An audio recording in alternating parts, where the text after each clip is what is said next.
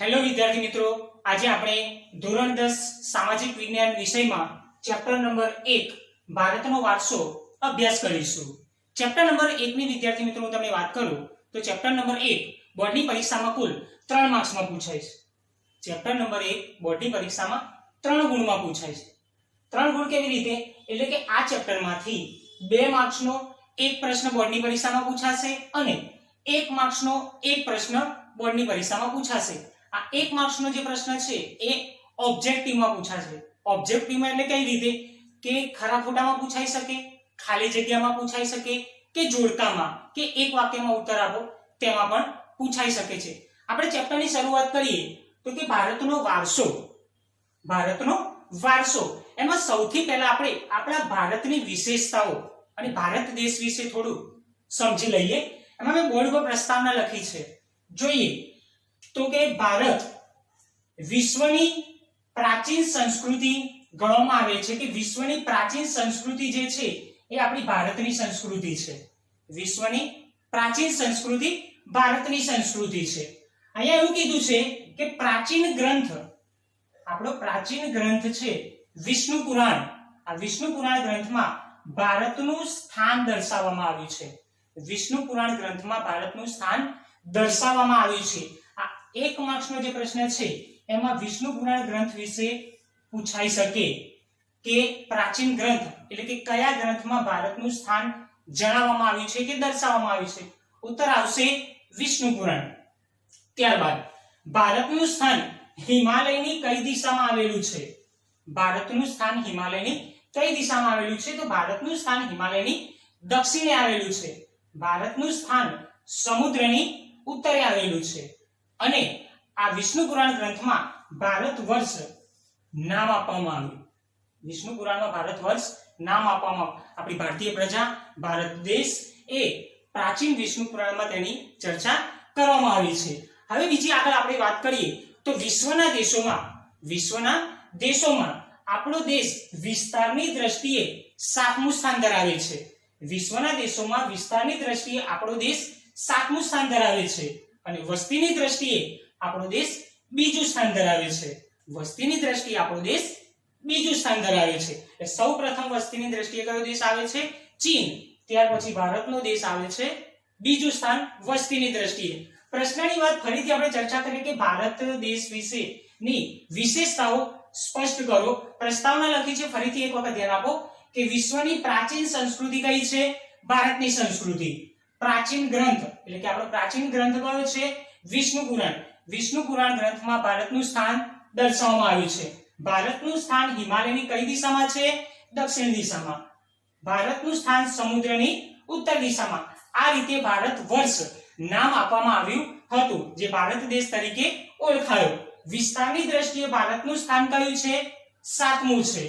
વસ્તીની દ્રષ્ટિએ ભારતનું સ્થાન કયું છે? બીજું સ્થાન છે. આપણે ભારત દેશ વિશે પરિચય મેળવ્યો. તમારી નોટબુકમાં આ પ્રસ્તાવના સારા અક્ષરે તમે લખી નાખો. હવે આગળ આપણે ચર્ચા કરીએ વારસો. વારસો કોને કહેવાય? વારસા વિશે હું તમને વાત કરું તો કહીએ કે વારસો એટલે કે માતા પિતા દ્વારા કે કુદરત દ્વારા મળેલી અમૂલ્ય ભેટ. વારસો એટલે કે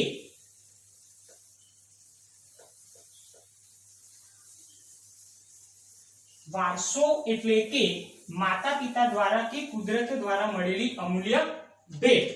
વારસો હું બોર્ડ પર લખું છું વિદ્યાર્થી મિત્રો. વારસો માતા પિતા દ્વારા કે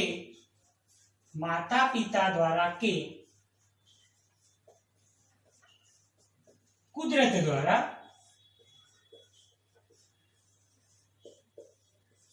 મળેલી અમૂલ્ય ભેટ.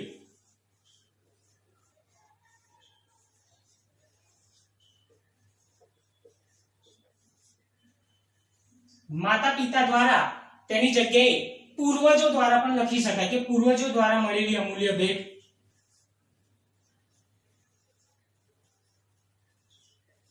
મળેલ અમૂલ્ય ભેટ.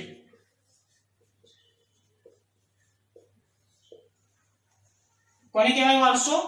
માતા પિતા દ્વારા કે કુદરત દ્વારા મળેલી અમૂલ્ય ભેટ. પૂર્વજો દ્વારા મળેલી અમૂલ્ય ભેટ.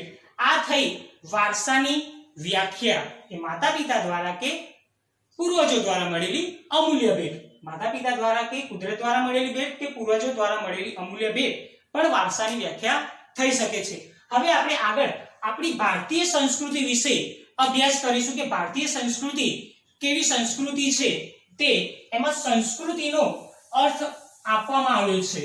સંસ્કૃતિનો અર્થ જોઈશું આપણે કે સંસ્કૃતિ કોને કહે છે, કે ભારતીય સંસ્કૃતિ, એમાં સંસ્કૃતિનો અર્થ તમારી નોટબુકમાં વિદ્યાર્થી મિત્રો સારા અક્ષરે તમે લખી શકો છો. હું બોર્ડ પર લખું છું, તમે તમારી નોટબુકમાં લખો. સંસ્કૃતિ એટલે જીવન જીવવાની રીત, જીવન જીવવાની રીત.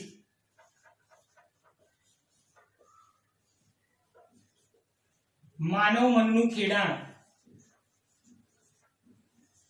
માનવ મનનું ખેડાણ.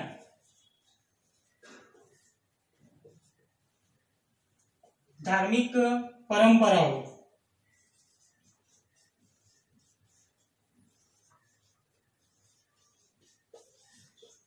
આચાર વિચાર, આચાર વિચાર, રહેણી કરણી.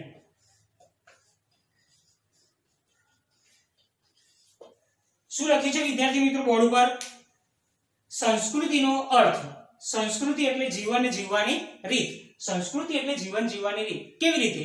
તો વિદ્યાર્થી મિત્રો તમે જાણો છો કે આદિ માનવની વાત કરીએ તો આદિ માનવ કેવું જીવન જીવતો હતો અને અત્યારનો માનવ કેવું જીવન જીવે છે. પહેલાની સંસ્કૃતિ કેવી હતી અને અત્યારની સંસ્કૃતિ કેવી છે, એ સંસ્કૃતિમાં આપણે પરિવર્તન જોવા મળે છે. એટલે જીવન જીવવાની રીત શું થઈ છે? બદલાય છે. કેવી રીતે? કે આદિ માનવ ભટકતું જીવન જીવતો હતો, તે કાચું માંસ શેકીને ખાતો હતો, ગુફામાં વસવાટ કરતો હતો. ત્યાર પછી તેને પૈડાની શોધ કરી, અગ્નિની શોધ કરી, ત્યાર પછી ધીરે ધીરે બધું જ પરિવર્તન થતું રહ્યું. આજનો દેશ ટેકનોલોજી સાથે જોડાઈ ગયો છે, એટલે ધીરે ધીરે શોધખોળો થતી ગઈ અને ભારત દેશમાં સુધારાઓ થતા રહ્યા અને આપણી જીવન જીવવાની રીત બદલાતી ગઈ. એટલે સંસ્કૃતિનો પહેલો અર્થ શું થશે? જીવન જીવવાની રીત. એટલે કે સંસ્કૃતિમાં પરિવર્તન આપણે જોઈ શકીએ છીએ. માનવ મનનું ખેડાણ, માનવ મનનું ખેડાણ એટલે કે મનુષ્ય પોતાના વિચારો દ્વારા અવનવી શોધખોળો કરતો રહે છે. અને તમને આગળ કીધું એ પ્રમાણે આદિ માનવે જેમ શોધખોળો કરી કે પૈડાની શોધ કરી, અગ્નિની શોધ કરી, એમ ધીરે ધીરે શોધખોળ કરી. આજે ટેકનોલોજી અને વિજ્ઞાનની દ્રષ્ટિએ આપણો દેશ આગળ વધે છે. વિચારો મનુષ્યના મગજમાં ફરતા જ રહે છે. એટલે કે માનવ મનનું ખેડાણ હંમેશા શું થતું રહે છે? ચાલતું જ રહે છે. ધાર્મિક પરંપરાઓ, ધાર્મિક પરંપરાઓ એટલે કઈ રીતે? કે આપણો ભારત દેશ જે છે એ કેવો દેશ છે? ધર્મનિરપેક્ષ દેશ છે. ધર્મનિરપેક્ષ દેશ એટલે કેવો દેશ કહેવાય? 9મા ધોરણમાં આપણે ભણી ગયા છે. કેવો દેશ કહેવાય? બિન સાંપ્રદાયિક દેશ. બિન સાંપ્રદાયિક દેશ એટલે કે ભારતમાં કોઈ પણ જાતના ધર્મ વિશે ભેદભાવ રાખવામાં આવતો નથી. ભારત ધર્મનિરપેક્ષ દેશ છે. બધા જ ધર્મના લોકો આપણે ત્યાં વસવાટ કરે છે, છતાં પણ કોઈ પણ જાતનો ભેદભાવ આપણે ત્યાં જોવા મળતો નથી. એટલે આપણો દેશ ધર્મનિરપેક્ષ દેશ કહેવાય છે. આચાર વિચાર અને રહેણી કરણી, આગળ કીધું એ પ્રમાણે કે મનુષ્યની આચાર વિચાર વિચારોની આપલે અને તેનું જીવન એટલે કે રહેણી કરણી પહેલાના સમય કરતા અત્યારના સમયમાં આપણે જોઈએ તો તેમાં પરિવર્તન જોવા મળે છે. આપણે જોયું સંસ્કૃતિનો અર્થ. આપણે તમારી નોટબુકમાં તમે લખી શકો કે સંસ્કૃતિ એટલે જીવન જીવવાની રીત, સંસ્કૃતિ એટલે માનવ મનનું ખેડાણ, સંસ્કૃતિ એટલે ધાર્મિક પરંપરાઓ, આચાર વિચાર, રહેણી કરણી. આગળ જોઈએ કે મનુષ્યના ઉચ્ચતમ ધ્યેય તરફ લઈ જતા આદર્શોનો સરવાળો સંસ્કૃતિ કહી શકાય. મનુષ્યના આદર્શોનો સરવાળો સંસ્કૃતિ કહી શકાય. મનુષ્યના વિચારોને આગળ લઈ જાય છે તે સંસ્કૃતિ. તેના પછી આપણે જોઈશું વારસાની એક વિશિષ્ટ પ્રક્રિયા કે વારસાના પ્રકારો. કેટલા પ્રકારમાં વારસાને વહેંચવામાં આવે છે? તો વારસાને બે ભાગમાં વહેંચ્યા છે. વારસાને બે ભાગમાં વહેંચ્યા છે. એક પ્રાકૃતિક વારસો અને બીજું છે સાંસ્કૃતિક વારસો. આપણે અત્યારે વિદ્યાર્થી મિત્રો અભ્યાસ કરીશું પ્રાકૃતિક વારસો. પ્રાકૃતિક વારસો જોઈએ તો કે પ્રાકૃતિક વારસો કોને કહેવાય? પ્રાકૃતિક વારસો કોને કહેવાય છે? તે પ્રાકૃતિક વારસો બોર્ડ પર લખું છું વિદ્યાર્થી મિત્રો, ધ્યાન આપજો. પ્રાકૃતિક વારસો,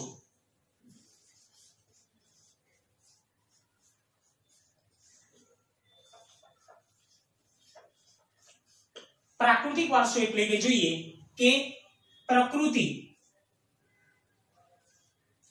શું લખ્યું છે? પ્રકૃતિ, પ્રકૃતિ દ્વારા સર્જન, સર્જન અને કુદરત દ્વારા મળેલી ભેટ, કુદરત દ્વારા મળેલી ભેટ. વ્યાખ્યા શું થશે પ્રાકૃતિક વારસાની? કે કુદરત દ્વારા મળેલી ભેટ, જેને કહેવાય પ્રાકૃતિક વારસો. કુદરત દ્વારા જે ભેટ મળી તેને કહેવાય પ્રાકૃતિક વારસો. કે જે વસ્તુનું સર્જન કુદરતે કર્યું છે, જેનું સર્જન કુદરતે કર્યું છે. દાખલા તરીકે નદી, તળાવ, ઝરણા, જંગલો, પર્વતો, રણ પ્રદેશો વગેરે. પ્રાકૃતિક વારસો કોને કહેવાય? કે કુદરત દ્વારા મળેલી અમૂલ્ય ભેટ, કે જેનું સર્જન કુદરતે કર્યું છે, જેનું સર્જન કોણે કર્યું છે? કુદરતે કર્યું છે, તે કહેવાશે પ્રાકૃતિક વારસો. કુદરતે કઈ વસ્તુઓનું સર્જન કર્યું છે? તો કુદરતે નદી, તળાવ, ઝરણા, જંગલો, પર્વતો, રણ પ્રદેશો આ બધી જ વસ્તુઓનું સર્જન કોના દ્વારા કરવામાં આવ્યું છે? કુદરત દ્વારા કરવામાં આવ્યું છે. કુદરત દ્વારા જે વસ્તુનું સર્જન થયું એ બધી જ વસ્તુઓનો સમાવેશ શામાં કરવામાં આવશે? પ્રાકૃતિક વારસામાં. શામાં સમાવેશ કરવામાં આવશે? પ્રાકૃતિક વારસામાં. હવે આપણે બીજો પ્રકાર જોઈશું, સાંસ્કૃતિક વારસો. બીજો પ્રકાર જોઈશું, સાંસ્કૃતિક વારસો. પ્રાકૃતિક વારસા વિશે વિદ્યાર્થી મિત્રો તમે જોયું. હવે આપણે આગળ જોઈએ સાંસ્કૃતિક વારસો. સાંસ્કૃતિક વારસો,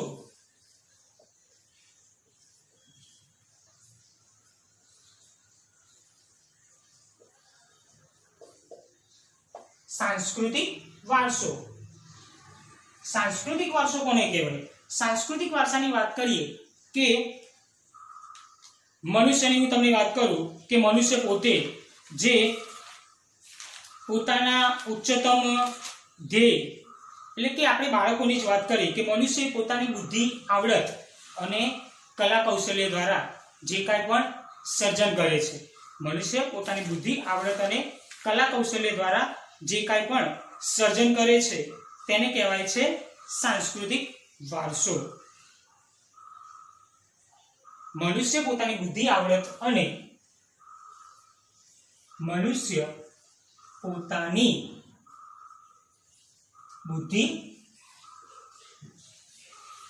આવડત અને કલા કૌશલ્ય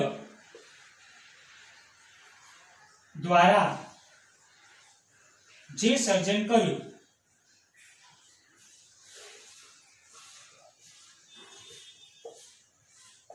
મનુષ્યએ પોતાની બુદ્ધિ, આવડત અને કલા કૌશલ્ય દ્વારા જે કાંઈ પણ સર્જન કર્યું તેને કહીશું સાંસ્કૃતિક વારસો.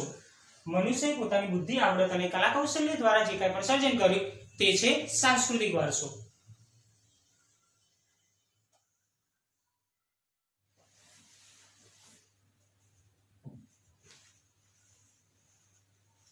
વિદ્યાર્થી મિત્રો આપણે જોયું સાંસ્કૃતિક વારસાનો અર્થ કે મનુષ્યએ પોતાની બુદ્ધિ, આવડત અને કલા કૌશલ્ય દ્વારા જે કાંઈ પણ સર્જન કર્યું છે તેને સાંસ્કૃતિક વારસો કહેવામાં આવે છે. હવે આપણે આગળના પ્રશ્ન ઉપર જઈશું કે પ્રાકૃતિક વારસો અને સાંસ્કૃતિક વારસાનો તફાવત સ્પષ્ટ કરો. પ્રાકૃતિક વારસો અને સાંસ્કૃતિક વારસો. પ્રાકૃતિક વારસો અને સાંસ્કૃતિક વારસો.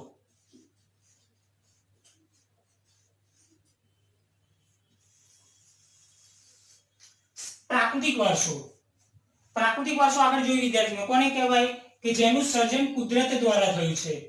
સર્જન કુદરત દ્વારા, કે જે ચીજ વસ્તુઓનું સર્જન કુદરતે કર્યું છે એટલે કે પ્રકૃતિનું સર્જન છે તે થયો પ્રાકૃતિક વારસો. તો સાંસ્કૃતિક વારસો કોને કહેવાય? તો સર્જન કોના દ્વારા થયું હોય? મનુષ્ય દ્વારા.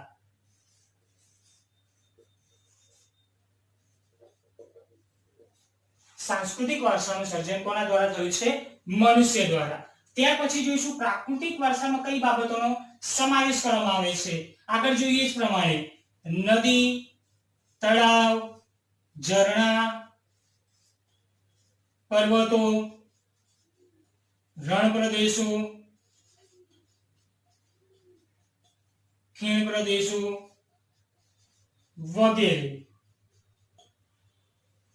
સાંસ્કૃતિક વારસો જોઈશું કે મનુષ્યએ કઈ કઈ ચીજ વસ્તુઓનું સર્જન કર્યું છે. સાંસ્કૃતિક વારસાની વ્યાખ્યા પર ફરીથી કે મનુષ્યએ પોતે પોતાની બુદ્ધિ, આવડત, કલા કૌશલ્ય દ્વારા જે સર્જન કર્યું તે સાંસ્કૃતિક વારસો. સાંસ્કૃતિક વારસામાં મનુષ્ય દ્વારા કઈ ચીજ વસ્તુઓનું સર્જન થયું છે એના ઉદાહરણ તમારે લખવાના છે. તેમાં આવશે મંદિરો, મસ્જિદ, કિલ્લાઓ, મંદિરો, મસ્જિદો, કિલ્લાઓ, મકાનો. આ બધી જ એટલે કે આ તમામ વસ્તુઓનું સર્જન કોના દ્વારા થયું છે? મનુષ્ય દ્વારા થયું છે. એટલે મનુષ્ય દ્વારા સર્જન થયું છે એટલે કેવો વારસો થશે? સાંસ્કૃતિક વારસો થશે. પ્રાકૃતિક વારસો અને સાંસ્કૃતિક વારસો. પહેલો પ્રકાર કયો? પ્રાકૃતિક વારસો. બીજો પ્રકાર કયો? સાંસ્કૃતિક વારસો. પ્રાકૃતિક વારસો એટલે કે કુદરત દ્વારા મળેલી અમૂલ્ય ભેટ પ્રાકૃતિક વારસો. સાંસ્કૃતિક વારસો એટલે મનુષ્ય દ્વારા મળેલી ભેટ કહી શકાય. પ્રાકૃતિક વારસો સર્જન કુદરત દ્વારા, સાંસ્કૃતિક વારસાનું સર્જન વાત કરીએ તો મનુષ્ય દ્વારા. પ્રાકૃતિક વારસામાં કઈ બાબતોનો સમાવેશ કરવામાં આવશે? તો નદી, તળાવ, ઝરણા, પર્વતો, રણ પ્રદેશો અને ખીણ પ્રદેશો કે જેનું સર્જન કુદરતે કર્યું છે. સાંસ્કૃતિક વારસો. સાંસ્કૃતિક વારસામાં ઉદાહરણ કયા આવશે? મંદિરો, મસ્જિદો, કિલ્લાઓ, મકાનો કે જેનું સર્જન કોના દ્વારા થયું છે? મનુષ્ય દ્વારા. એટલે કયો વારસો થશે? સાંસ્કૃતિક વારસો. આપણે જોયું પ્રાકૃતિક વારસો અને સાંસ્કૃતિક વારસો બંનેમાં શું તફાવત હતો તેના વિશે આપણે માહિતી મેળવી. વિદ્યાર્થી મિત્રો, તમારી નોટબુકમાં તમે આ બંને વચ્ચેનો ડિફરન્સ એટલે કે તફાવત તમારી નોટબુકમાં તમે સારા અક્ષરે લખો જેથી પરીક્ષામાં તમે વાંચવા માટે તેને ઉપયોગમાં લઈ શકો છો. હવે આગળ આપણે પ્રાકૃતિક વારસામાં કઈ બાબતોનો સમાવેશ કરવામાં આવે છે તેના વિશે આપણે થોડી ચર્ચા કરીએ કે પ્રાકૃતિક વારસો જે છે એમાં કઈ કઈ બાબતોનો સમાવેશ કરવામાં આવે છે. હવે આપણે અલગ અલગ પ્રશ્નો વાઇઝ તૈયારી કરીશું કે જોઈએ પ્રાકૃતિક વારસામાં સૌથી પહેલા પ્રાકૃતિક વારસામાં જોઈએ સૌથી પહેલા આવે છે ભૂમિ દ્રશ્યો. પ્રાકૃતિક વારસામાં સૌથી પહેલા આવશે ભૂમિ દ્રશ્યો. ભૂમિ દ્રશ્યો વિશે ચર્ચા કરી લઈએ. ભૂમિ દ્રશ્યો પ્રાકૃતિક વારસામાં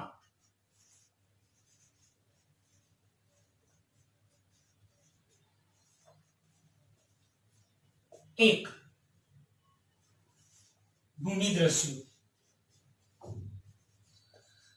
ભૂમિ દ્રશ્યો બોર્ડની પરીક્ષામાં 2 ગુણમાં પૂછાય. બોર્ડની પરીક્ષામાં ભૂમિ દ્રશ્યો 2 ગુણમાં પૂછાય. હવે આ પ્રશ્નને આપણે સમજીશું. પ્રશ્ન શું કહેવા માંગે છે? ભૂમિ દ્રશ્યો એટલે આપણી પૃથ્વી પરના દ્રશ્યો જે કુદરતી સૌંદર્ય જે છે એની ચર્ચા કરવામાં આવે છે કે ભૂમિ આકારો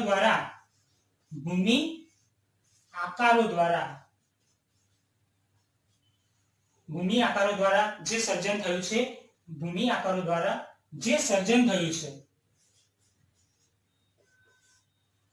છે. ત્યાર પછી જોઈએ તો હિમાલય પર્વતની આમાં વાત કરવામાં આવી છે ભૂમિ દ્રશ્યમાં કે હિમાલય પર્વત એક ભૂમિ આકાર છે. હિમાલય પર્વત એક ભૂમિ આકાર છે.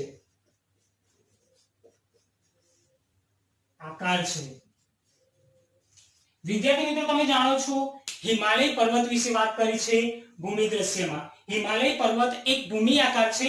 હિમાલય પર્વત 12 માસ બરફથી છવાયેલો રહે છે. 12 માસ બરફથી છવાયેલો રહે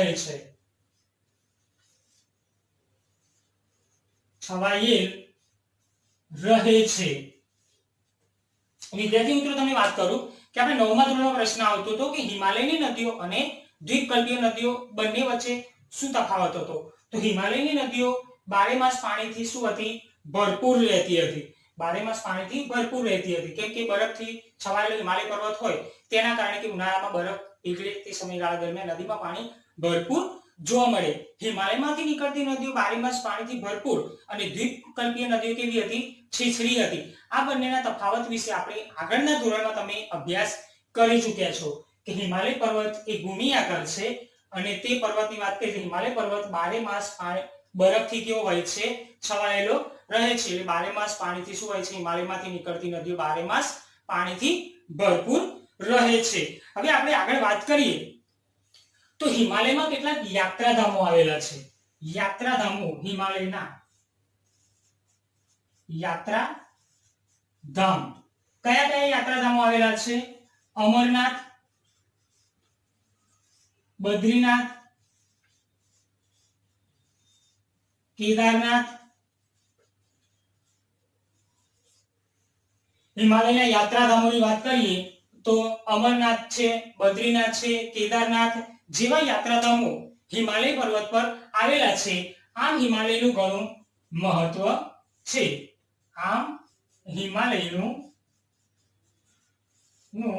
ઘણું મહત્વ રહેલું છે. ભૂમિ દ્રશ્યો પ્રશ્નની વાત કરું વિદ્યાર્થી મિત્રો, 2 ગુણનો પ્રશ્ન છે. બોર્ડની પરીક્ષામાં પૂછાય. સૌથી પહેલા શરૂઆત કરીશું કે ભૂમિ આકારો દ્વારા જે સર્જન થાય છે તે કે ભૂમિ આકારો દ્વારા તેનું સર્જન થયું છે ભૂમિ ઉપર એટલે કે પૃથ્વી પર. ભૂમિ આકારો દ્વારા સર્જન. હિમાલય પર્વત શું છે? એક ભૂમિ આકાર છે. હિમાલય પર્વત એક ભૂમિ આકાર છે. હિમાલય પર્વત બારેમાસ પાણીથી કેવો હોય છે? ભરપૂર હોય છે. હિમાલયમાં કયા કયા યાત્રાધામો આવેલા છે? અમરનાથ, બદ્રીનાથ, કેદારનાથ જેવા યાત્રાધામો આવેલા છે. આમ હિમાલયનું ઘણું મહત્વ રહેલું છે. આ પ્રશ્ન થયો તમારો ભૂમિ દ્રશ્ય એટલે કે પ્રાકૃતિક વારસામાં ભૂમિ દ્રશ્યો. આગળ આપણે અભ્યાસ કરીશું ભૂમિ દ્રશ્ય પછી પ્રાકૃતિક વારસામાં શાનો સમાવેશ કરવામાં આવ્યો છે તેના વિશે જોઈશું. કે ભૂમિ દ્રશ્યો પછી બીજું એક આપણે હિમાલય પર્વત વિશે જોયું. આગળ આવશે ભૂમિ દ્રશ્યમાં આવશે નદીઓ વિશે ચર્ચા કરીએ કે પ્રાકૃતિક વારસામાં નદીઓનું કેવું મહત્વ રહેલું છે તેના વિશે જોઈશું. કે નદીઓ આપણે વિદ્યાર્થી મિત્રો તમે જાણો છો કે ભારતમાં નદીઓને લોકમાતાનું બિરુદ આપવામાં આવ્યું છે. ભારતમાં નદીઓને લોકમાતાનું બિરુદ આપવામાં આવ્યું છે. તમારા સ્વાધ્યાયનો પ્રશ્ન છે કે નદીઓને લોકમાતાનું બહુમાન શા માટે આપવામાં આવ્યું છે? નદીઓને લોકમાતાનું બહુમાન શા માટે આપવામાં આવ્યું છે? નદીઓ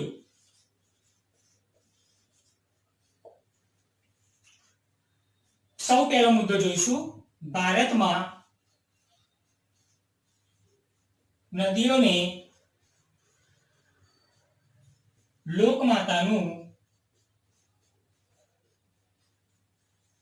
બહુમાન અપાયું છે. ભારતની નદીઓના નામ લખીશું બીજા મુદ્દામાં કે ગંગા, યમુના, કૃષ્ણા, કાવેરી, ગોદાવરી વગેરે જે શું છે ભારતની નદીઓ છે. ભારતમાં નદીઓને લોકમાતાનું બહુમાન આપવામાં આવ્યું છે. ભારતની નદીઓમાં ગંગા, યમુના, કૃષ્ણા, કાવેરી, ગોદાવરી જેવી નદીઓ વહે છે. નદીઓના ઉપયોગો જોઈશું વિદ્યાર્થી મિત્રો. તો બોર્ડ પર લખીએ છીએ એ પ્રમાણે જોઈએ કે સૌથી પહેલો નદીના પાણીનો ઉપયોગ કે નદી આપણને પીવાનું પાણી, ત્યાર પછી સિંચાઈ, ખેતી, વીજળી, જળમાર્ગ તરીકે નદીઓ આપણને ઉપયોગી છે કહી શકાય. નદીઓને લોકમાતાનું શું આપવામાં આવ્યું છે? બહુમાન. સ્વાધ્યાય પ્રશ્ન તમારો છે કે ભારતમાં નદીઓને શા માટે લોકમાતાનું બહુમાન આપવામાં આવ્યું છે? તો નદીઓની વાત કરું તો ભારતમાં નદીઓને કેવી ગણી છે? પવિત્ર ગણી છે. તે તમે વિદ્યાર્થી મિત્રો તમે જાણો છો કે નદીને કેવી ગણવામાં આવે છે? પવિત્ર ગણવામાં આવે છે. ભારતમાં નદીઓને લોકમાતાનું બહુમાન અપાયું છે. કેટલીક નદીઓ છે જેમાં ગંગા, યમુના, કૃષ્ણા, કાવેરી, ગોદાવરી વગેરે ભારતની નદીઓ છે. ત્યાર પછી તમે નદીના ઉપયોગો લખશો કે નદી આપણને પીવાનું પાણી, સિંચાઈમાં ઉપયોગી છે એટલે ખેતીમાં કે ઉપયોગ કરી શકાય. ત્યાર પછી વીજળી માટે અને નદીઓ આપણને જળમાર્ગ તરીકે પણ ઉપયોગી છે. આપણે પ્રશ્ન જોયો પ્રાકૃતિક વારસામાં નદીઓ વિશે. બે પ્રશ્ન થયા વિદ્યાર્થી મિત્રો. એક જોયો ભૂમિ દ્રશ્ય અને બીજો પ્રશ્ન જોયો નદીઓ. તમારી નોટબુકમાં તમે બંને પ્રશ્ન લખજો. હવે આપણે આગળના પ્રશ્ન વિશે ચર્ચા કરીશું વનસ્પતિ જીવન વિશે. આગળનો પ્રશ્ન જોઈએ વિદ્યાર્થી મિત્રો વનસ્પતિ જીવન. તમે તમારી નોટબુકમાં સારા અક્ષરે લખો જેથી કરીને પરીક્ષામાં તમને પ્રશ્ન પૂછાય તો તમે 2 ગુણનો પ્રશ્ન તમે 2 માર્ક્સ મેળવી શકો. વનસ્પતિ જીવન વિશે જોઈએ વિદ્યાર્થી મિત્રો કે વનસ્પતિ જીવન. તો વનસ્પતિ જીવન જોઈએ તો કે પ્રાચીન સમયથી ભારત પર્યાવરણ પ્રેમી રહ્યો છે. વનસ્પતિ જીવન. નદીઓ વિશે જોયું. હવે આપણે વનસ્પતિ જીવન જોઈશું કે પ્રાચીન સમયથી ભારત કેવો રહ્યો છે? પર્યાવરણ પ્રેમી રહ્યો છે. હું લખું છું શોર્ટમાં પર્યાવરણ પ્રેમી. પ્રાચીન સમયથી ભારત દેશ કેવો રહ્યો છે? પર્યાવરણ પ્રેમી રહેલો છે. જેની સાક્ષી શું છે? આપણો વૃક્ષ પ્રત્યેનો પ્રેમ. વૃક્ષ પ્રેમ. જેમ આપણે કહીએ કે વધુ વૃક્ષો વાવવા જોઈએ. સ્લોગન છે કે વધુ વૃક્ષો વાવો વરસાદ લાવો. પર્યાવરણ પ્રેમી એટલે આપણો ભારત દેશ પર્યાવરણ પ્રેમી રહ્યો છે જેની સાક્ષી આપણો વૃક્ષ પ્રત્યેનો પ્રેમ દર્શાવે છે. પછી આગળ વિદ્યાર્થી મિત્રો જોઈએ કે માણસ, પશુ, પ્રાણી એમના ખોરાકનો આધાર શાના ઉપર રહેલો છે? વનસ્પતિ ઉપર રહેલો છે. એટલે કે માણસ, પશુ, પ્રાણી ના ખોરાકનો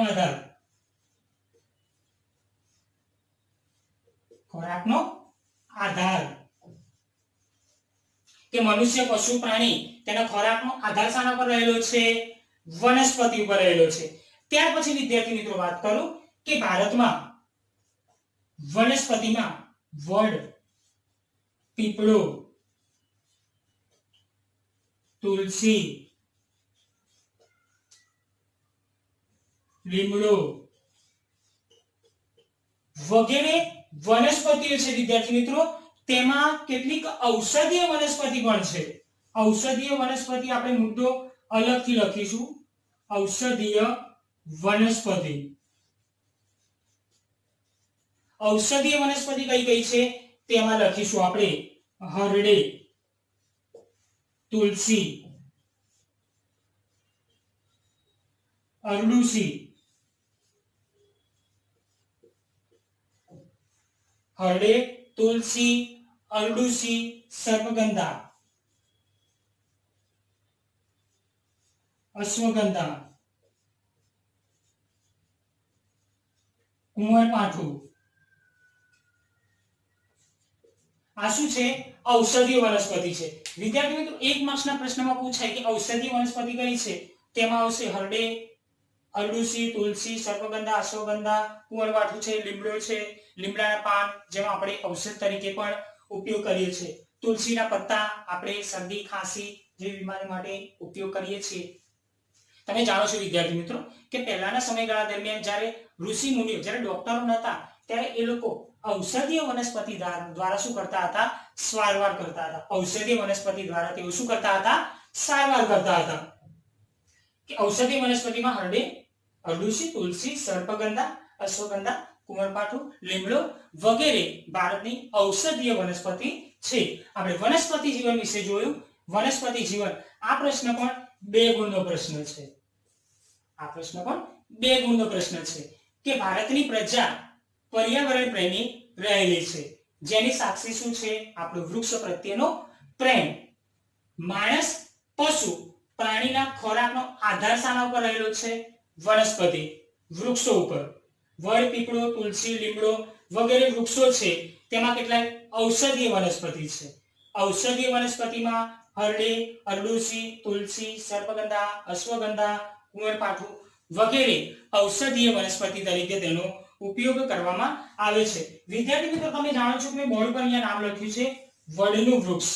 આ વડનું વૃક્ષ જે છે તેની સ્ત્રીઓ પૂજા કરે છે. પૂજા કરે છે એટલે કે તમે જાણો છો કે સ્ત્રીઓ જ્યારે વડ સાવિત્રીનું વ્રત કરે છે, સ્ત્રીઓ વડ સાવિત્રીનું વ્રત કરે છે, વડ સાવિત્રીના વ્રતમાં સ્ત્રીઓ વડના વૃક્ષની શું કરે છે?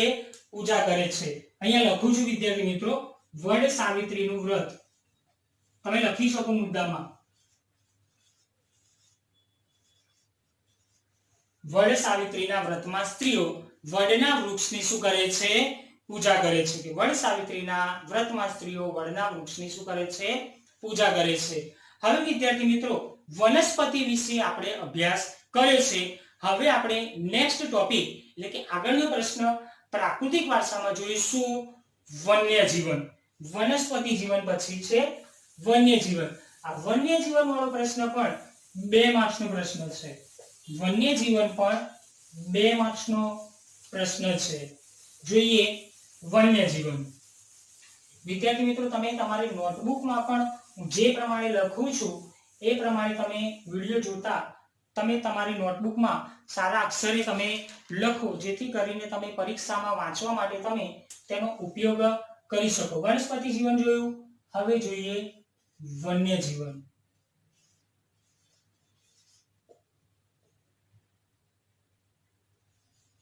વન્ય જીવન. વન્ય જીવનની વિદ્યાર્થી મિત્રો વાત કરું કે ભારતની પ્રજા પ્રાચીન સમયથી પ્રકૃતિ પ્રેમી રહી છે.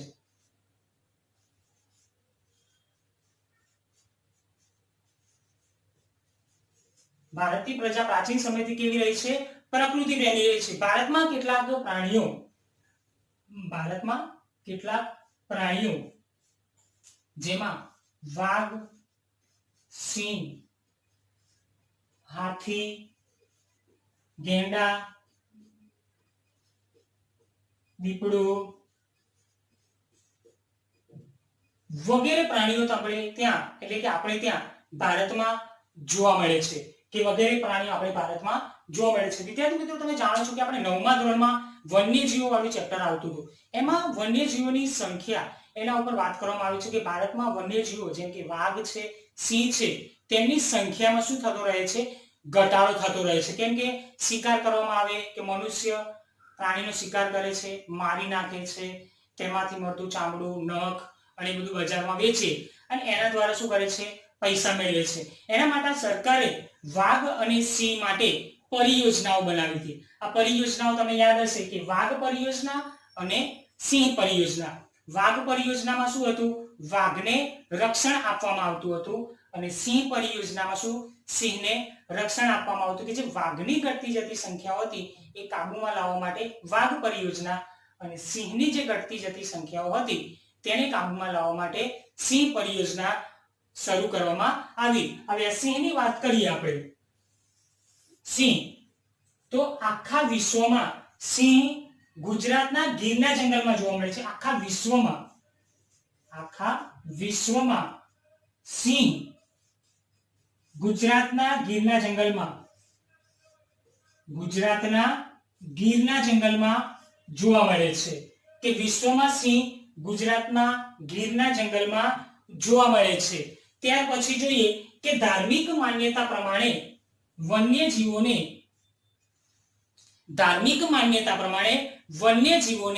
દેવી દેવતાઓના વાહન તરીકે સ્થાન મળ્યું છે. દેવી દેવતાઓના વાહન તરીકે સ્થાન. ધાર્મિક માન્યતા પ્રમાણે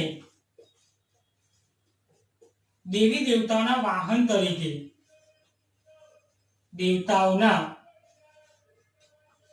વાહન તરીકે સ્થાન.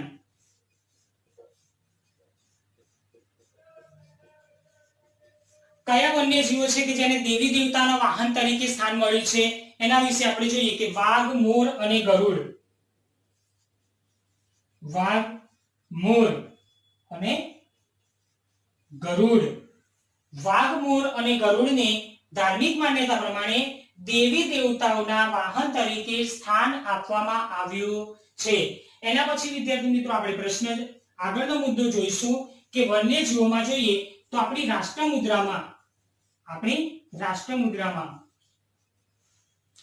મુદ્રાની વાત કરીએ કે રાષ્ટ્રીય મુદ્રામાં પણ કેટલાક વન્યજીવોને સ્થાન આપવામાં આવ્યું છે, જેમ કે 4 સિંહો, ઘોડો અને બળદ. 4 સિંહ, ઘોડો અને બળદ ની આકૃતિ લખી છે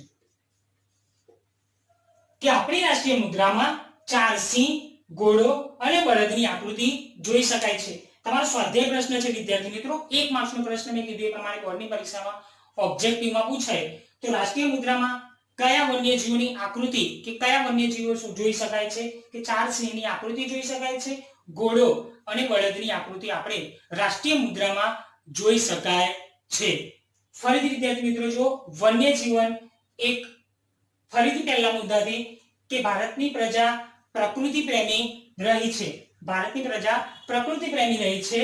વાઘ, સિંહ, હાથી, ગેંડા, દીપડો, બળદ વગેરે વન્યજીવોના નામ તમે લખી શકો. વિશ્વમાં અહીંયા શું લખ્યું છે? વિશ્વમાં સિંહ ગુજરાતમાં કઈ જગ્યાએ જોવા મળે છે? ગીરના જંગલોમાં. ધાર્મિક માન્યતા પ્રમાણે દેવી દેવતાઓના વાહન તરીકે કયા વન્યજીવોને સ્થાન મળ્યું છે? વાઘ, મોર અને ગરુડને. વાઘ, મોર અને ગરુડને દેવી દેવતાઓના વાહન તરીકે શું આપવામાં આવ્યું છે? સ્થાન આપવામાં આવ્યું છે.